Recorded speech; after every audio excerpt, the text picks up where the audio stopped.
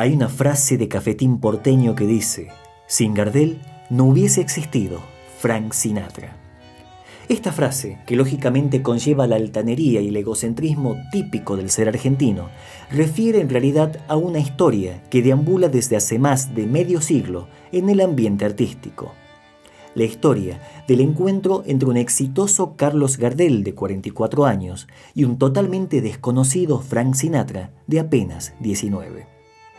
Esta suerte de crossover de la vida real tiene tanta relevancia porque en aquella ocasión Gardel habría conseguido cambiarle la vida al joven Frank, permitiendo que éste luego se convirtiera en la voz, esa voz que alucinó al mundo. Pero hoy no solo te contaré los pormenores de ese encuentro, sino que también ahondaremos en ese punto en común que permitió tal conexión entre ambos artistas. Y ese punto en común fueron sus respectivas y difíciles historias de vida, ya que ambos fueron niños de barrios humildes que comenzaron cantando en tabernas pobladas por malas influencias, a tal punto de terminar vinculados de una u otra manera con el ambiente del crimen organizado. E inclusive ambos cantantes supieron lo que es pasar la noche en una fría celda de prisión. Hoy, en Una Tumba Radio, el encuentro y los oscuros secretos de Carlos Gardel y Frank Sinatra. Corría el año 1934 y el cantante argentino Carlos Gardel llevaba varios meses viviendo en New York, en un principio en el ostentoso Hotel Waldorf Astoria, luego en el histórico Ansonia Hotel y también en el lujoso edificio Buxar. Gardel, junto a dos de sus músicos, habían desembarcado en New York el 28 de diciembre de 1933, tras un viaje de 8 días a bordo del transatlántico Champlain, proveniente de Francia. Aquella tarde, uno de los días más fríos en la historia de New York, cuando las radios informaban temperaturas menores a 25 grados bajo cero, Gardel pisaba tierra norteamericana. El cantor había sido contratado por la NBC, National Broadcasting Company, para realizar una serie de presentaciones en vivo en programas radiales nocturnos de esta empresa. Pero, sobre todas las cosas, Gardel llegaba a Estados Unidos con el firme propósito de conquistar Hollywood para convertirse en una de las estrellas más importantes del cine mundial. Gardel siempre soñaba a lo grande y trabajaba incansablemente para lograr sus metas. Gardel ya tenía experiencia en el séptimo arte. En 1917, en Argentina, había participado de la película muda titulada Flor de Durazno. En 1930, ni bien llegado el primer equipo de grabación de cine sonoro a la Argentina, Gardel graba una serie de 10 cortos musicales, creando, sin saberlo, el concepto de lo que hoy conocemos como videoclip. Entre 1931 y 1932, Gardel consigue protagonizar 4 películas producidas por la Paramount Pictures, todas rodadas íntegramente en Francia. Tras el rotundo éxito de estas películas, Gardel se convierte en la nueva estrella del cine hispano. Pero Gardel siempre quiere más. Sueña con ser una figura del cine mundial y para lograrlo sabe que debe rodar sí o sí en Hollywood. Y no solo en español, sino también en inglés, razón por la cual lleva un tiempo estudiando el idioma. En 1933 consigue su primer trabajo en Estados Unidos. La empresa NBC lo contrata para que cante en vivo 3 veces a la semana desde los estudios radiales de New York. Por estas 12 presentaciones mensuales, Gardel recibe un salario de $500, una suma importante para la época y hasta ese momento el sueldo más alto pagado por la empresa a un artista internacional. Cada lunes, miércoles y viernes a las 21 horas, la NBC saca al aire a Carlitos Gardel, presentado como el gran barítono argentino. El programa se escucha en todo el país. Estas emisiones consiguen un gran éxito, superando las expectativas de la emisora. Gardel no solo cautiva al público hispano, sino también a los más de 500.000 italoamericanos que habitan el país. Pese a que muchos de estos no entienden español, se regocijan en la expresiva voz de Carlos Gardel, en la cual encuentran cierta familiaridad fonética. Un detalle que pocos conocen es que en estas audiciones Gardel llegó a cantar tangos en inglés.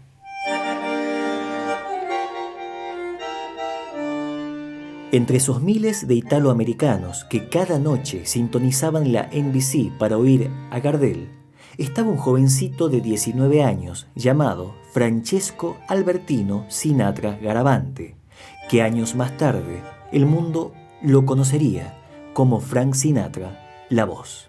Francesco Albertino Sinatra Garavante nació un 12 de diciembre de 1915 en el barrio obrero de Hoboken, New Jersey. Fue hijo único de un matrimonio de inmigrantes italianos. Su padre fue Antonio Martino Sinatra, un boxeador amateur nacido en Sicilia, Italia. Aparte del boxeo, atendía su propia taberna, donde servía tragos a fatigados obreros y a hombres vinculados con la mafia italiana, organización delictiva muy presente en New Jersey. Su madre, Natalia Garavante, nacida en Génova, Italia, fue una activa militante del Partido Demócrata y una partera muy solicitada en su comunidad.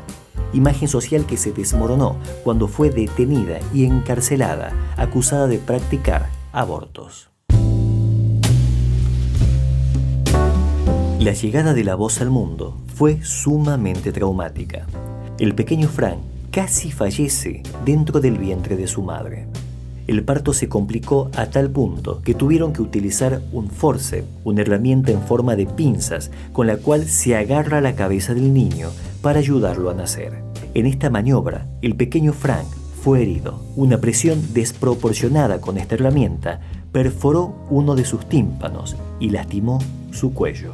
Por esta razón, Frank apenas percibía sonido de uno de sus oídos.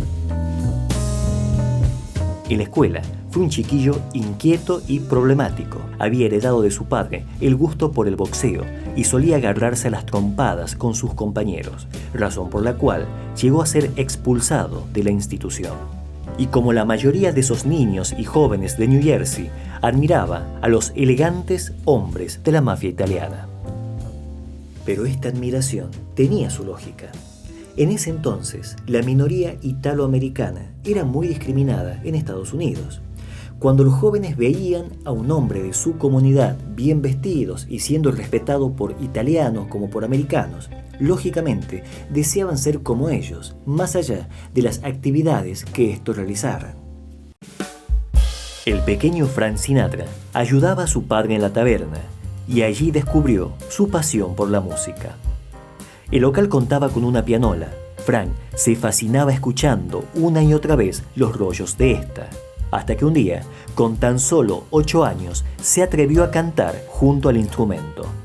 Cada vez que lo hacía, la cantina explotaba en aplausos y al final de cada canción, Frank veía caer a sus pies decenas de monedas que los alcoholizados clientes le arrojaban de propina.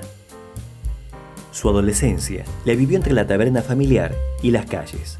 Tras abandonar el colegio, trabajó como repartidor de periódicos y condujo camiones mientras cantaba para pequeñas orquestas locales. También tuvo una breve incursión en el periodismo. Comenzó como cadete de un diario y gracias a su carisma y elocuencia consiguió un puesto de cronista deportivo. Pero sobre todas las cosas, pasó mucho tiempo entre pandillas locales, las cuales eran semilleros de la mafia local. A los 17 años, Frank conoció y se puso de novio con la joven Nancy Barbato, quien 7 años después se convertiría en su primera esposa. La joven Nancy Barbato, también de familia italiana, tenía primos hermanos que trabajaban para el peligroso clan de los Genovese. En un futuro, este clan italiano sería esencial en la carrera musical de Sinatra. En honor a la verdad, no hay pruebas de que Frank Sinatra hubiese cometido algún delito grave en su juventud. Si bien su núcleo de amigos era de turbia reputación, la única vez que Frank pisó la cárcel fue cuando lo detuvieron por ser un seductor. Y esto no es broma. En aquellos años, la ley estatal de New Jersey calificaba como un hecho criminal el seducir a una joven de buena reputación con la finalidad de solo conseguir una relación íntima. Una mujer denunció que Frank la había seducido. Este fue detenido y encarcelado por una noche bajo este ridículo cargo. Cuando sus amigos de New Jersey se enteraron, corrieron a pagar su fianza, una suma de $1,000, una pequeña fortuna para la época.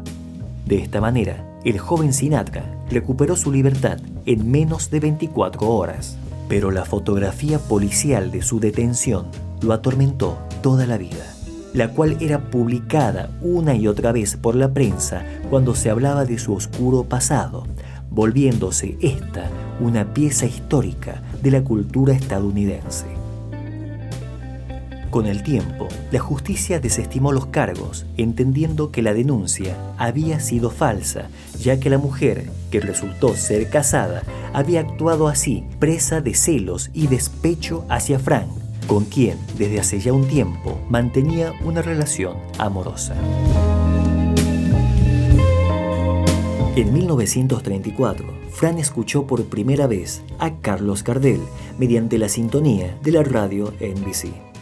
Frank era admirador de cantantes como Bing Crosby y Al Johnson, pero la voz de Gardel lo estremeció tanto que convenció a su novia Nancy de comprar 2 tickets para asistir a la sala de la NBC y escuchar al cantor argentino en persona. Tras la audición, la novia de Frank se las ingenió para conseguir que Gardel los recibiera en su camarín. Gardel, siempre cordial y sonriente, recibió a la pareja.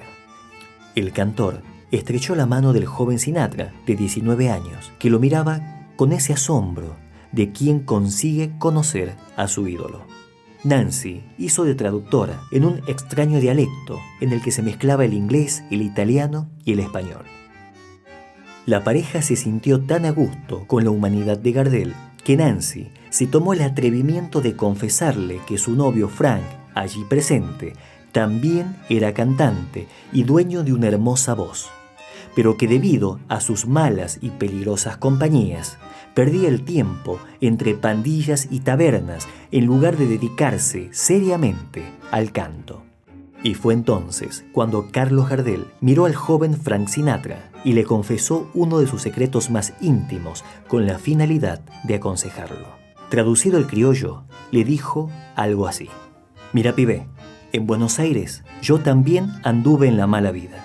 Me la pasaba en un café llamado Rondeman, donde caían delincuentes y mafiosos. Pero no fue hasta que tuve un problema con uno de estos y terminé en el hospital con un disparo en el pecho.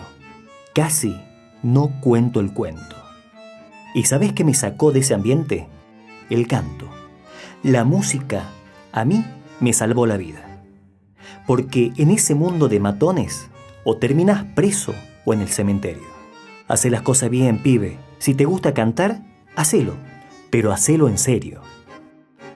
Ante este consejo, Frank le preguntó a Gardel si cómo le recomendaba empezar, si cantando para orquestas o intentar abrirse camino como solista. Gardel le respondió: «Mira, pibe, eso tenés que ver vos, pero para empezar, inscribite ahora mismo en un concurso de nuevos talentos que hay en esta radio, porque si conseguís hacerte conocer en la radio, podés agarrar para donde quieras». A posterior, Gardel estrechó la mano de Frank, besó la mano de Nancy y se retiró deseándoles mucha suerte. Los caminos de Gardel y Sinatra no se cruzarían nunca más, ya que meses después, el ídolo argentino fallecería trágicamente. Tal como se lo sugirió Gardel, Frank se inscribió en el concurso de nuevos talentos organizado por la NBC Radio. Participó junto a 3 amigos en formato de cuarteto vocal bajo el nombre de Hoboken Four y consiguieron el primer lugar del concurso, además de su primer contrato artístico.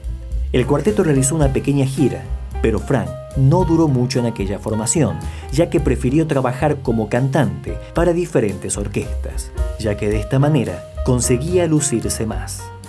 En enero de 1940, Frank Sinatra logró ser contratado por la orquesta más importante de la época, la orquesta de Tommy Dorsey, y su fama y su carrera despegó a gran velocidad.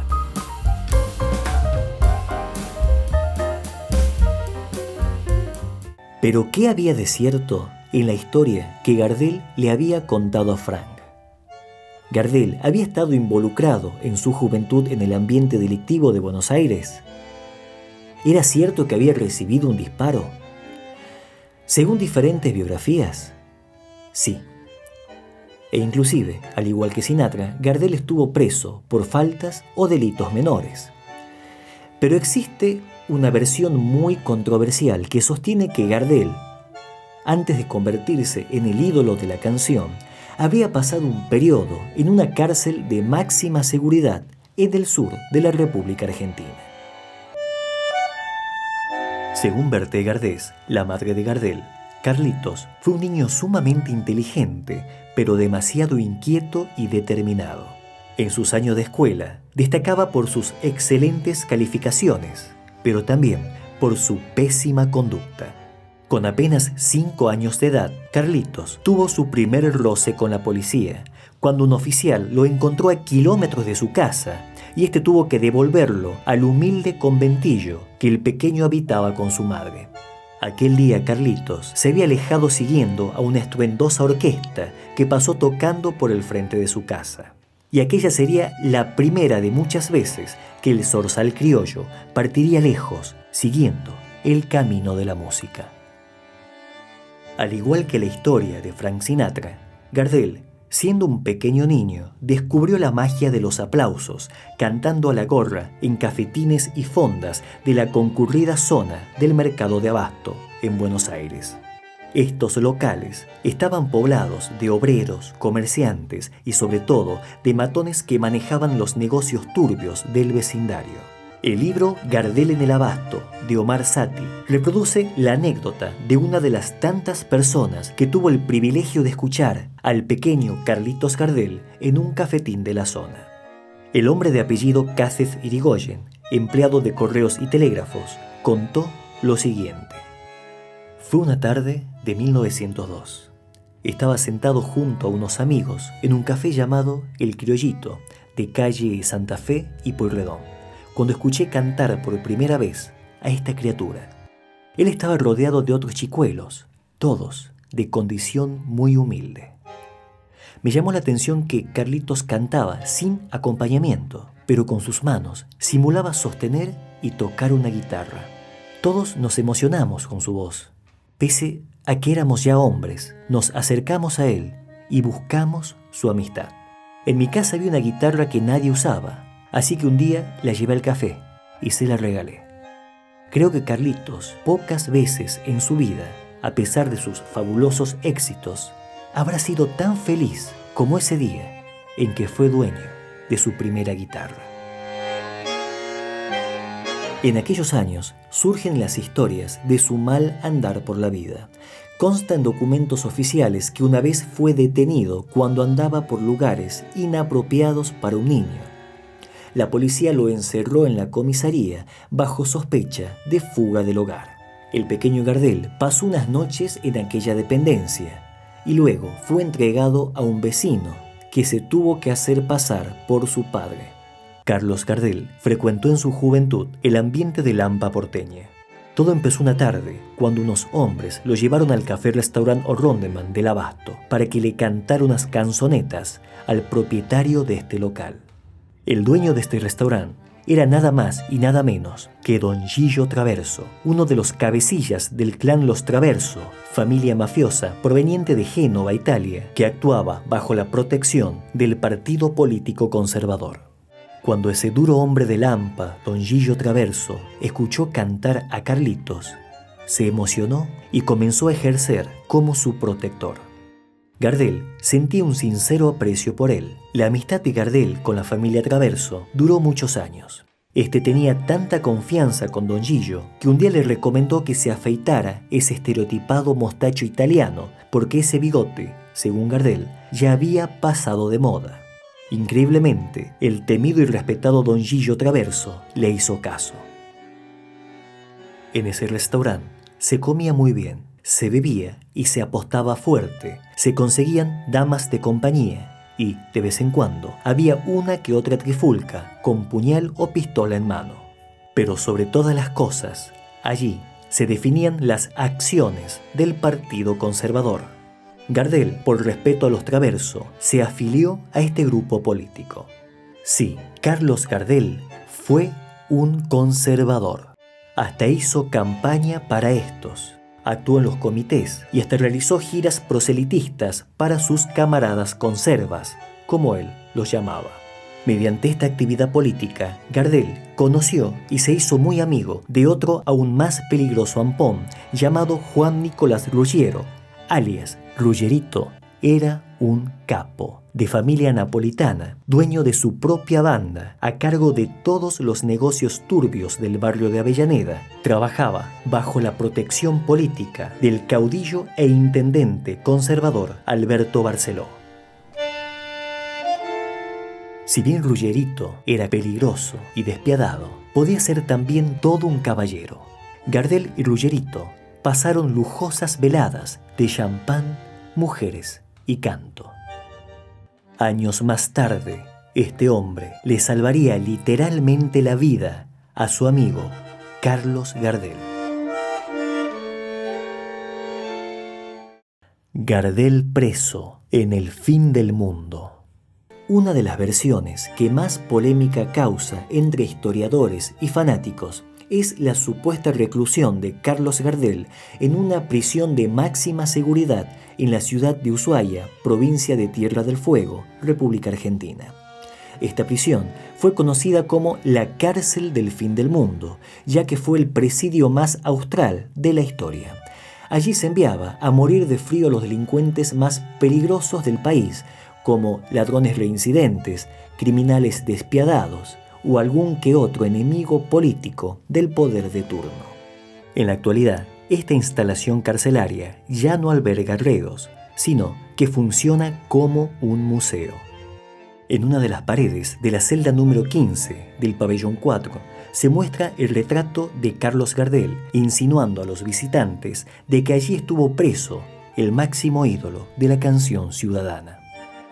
Según esta versión, Gardel habría sido detenido, enjuiciado y finalmente recluido en esa cárcel por haber participado como cómplice en un ataque armado contra una banda rival. Gardel habría oficiado de campana, es decir, que se habría parado en la puerta del local donde se perpetró el ataque para alertar a sus compañeros en el caso de que la policía apareciese. Según un hombre de apellido Buesas, hijo de uno de los guardiacárceles de dicho penal, su padre afirmaba haber tenido entre sus reos al mismísimo Carlos Gardel, cuando éste aún no era famoso. Otro testimonio oral que apoya esta versión sería la de un supuesto militar argentino que por razones políticas había sido recluido en aquella cárcel. Este militar habría reconocido a Gardel muchos años después, ya en libertad, cuando encontró su fotografía en las páginas de espectáculo y cultura de los diarios porteños. Pese al tiempo transcurrido, tenía muy presente el recuerdo de ese joven que habría sido Gardel, porque ambos habían recuperado la libertad juntos y habían compartido el barco que los trajo a Buenos Aires.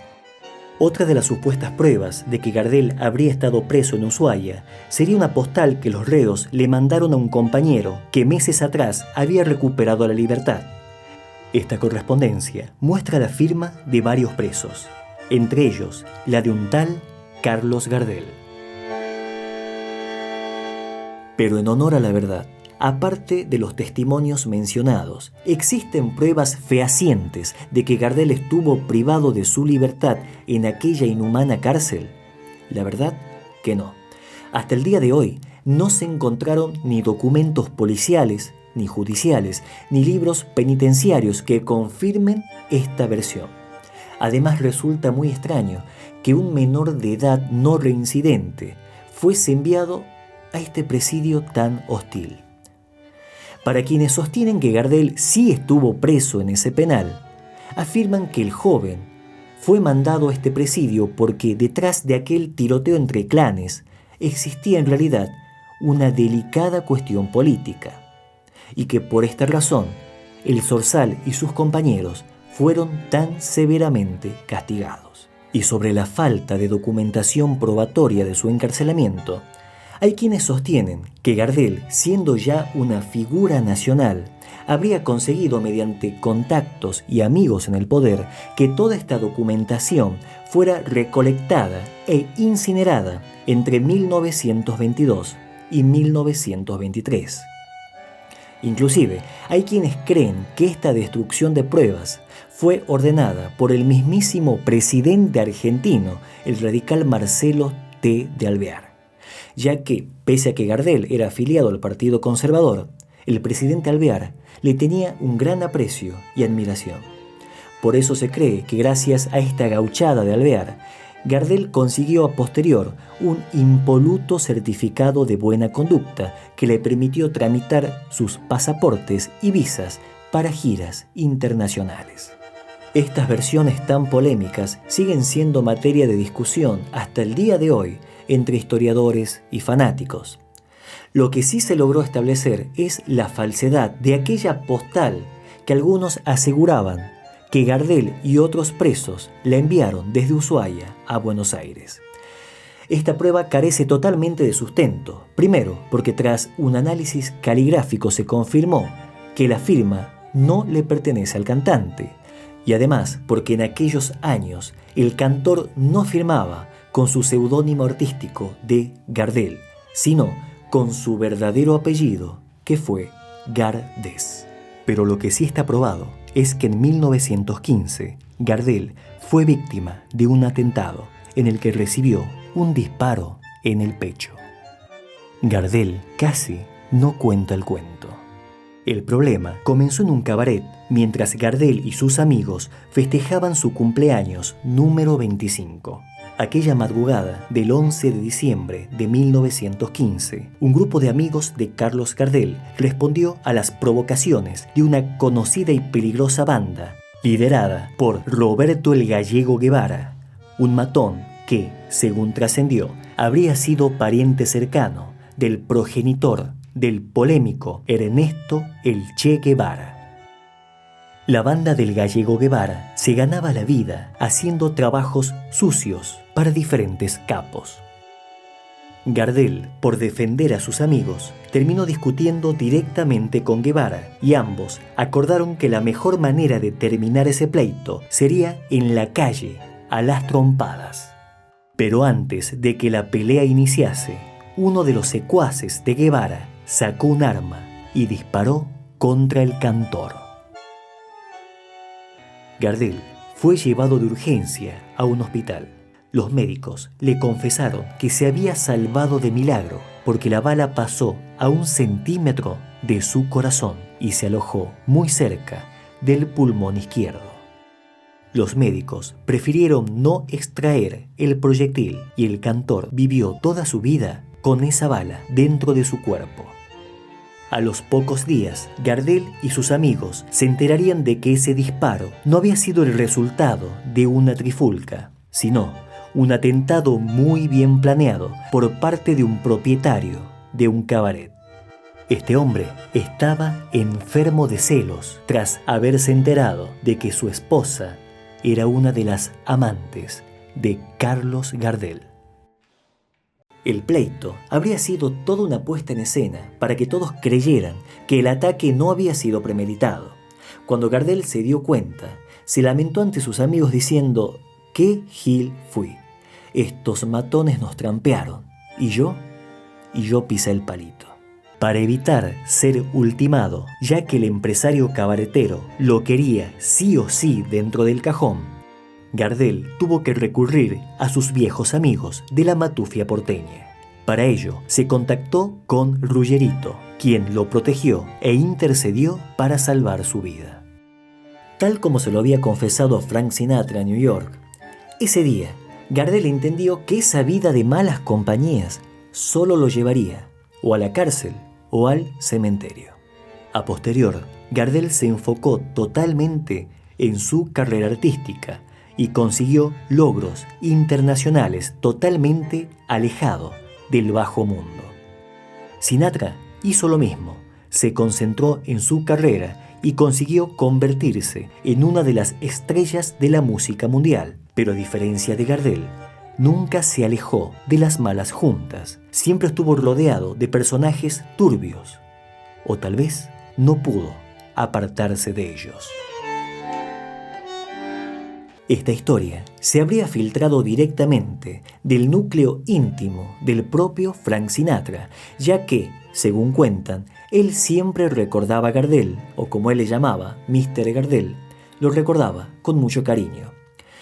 Pero como este pasó toda su vida intentando ocultar los detalles turbios de su pasado en New Jersey, jamás habría querido hacer pública aquella charla con Gardel, porque de alguna manera era validar los rumores de sus malas compañías de juventud. Lo que sí está probado es que en 1934 Sinatra se inscribió, participó y ganó el concurso de canto de la NBC, que, según esta historia, lo hizo por recomendación de Carlos Gardel. Cuentan además que cuando Sinatra visitó por única vez la Argentina en 1981, pidió que lo llevasen a conocer ese turbio café donde Carlos Gardel cantaba de niño. Bajo un complejo operativo de seguridad conformado por personal estadounidense y efectivos de la inteligencia argentina, habría sido trasladado secretamente hacia la esquina de Agüero y Humahuaca del barrio porteño del Abasto, donde a principios de siglo había funcionado el café-restaurant de Don Gillo Traverso, que vio crecer a Gardel.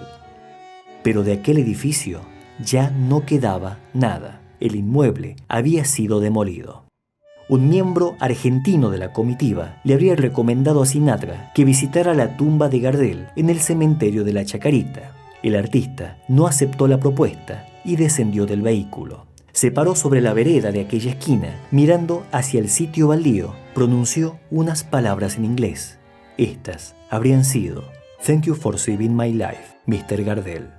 Gracias por salvarme la vida, señor Gardel. Si la vida de Carlos Gardel no hubiese terminado tan abruptamente a sus 45 años, seguramente habría existido la posibilidad de un dueto entre estos dos grandes artistas. ¿Qué opinan ustedes? ¿Qué canción les hubiera gustado oír por el dúo Gardel-Sinatra? Me lo comentan aquí abajo en la caja de comentarios, que yo lo leo muy gustosamente. Mi nombre es Matías Ángel, esto fue otra edición de Luna Tucumán Radio. Les mando un gran abrazo, que tengan una hermosa semana y sobre todo una muy buena vida.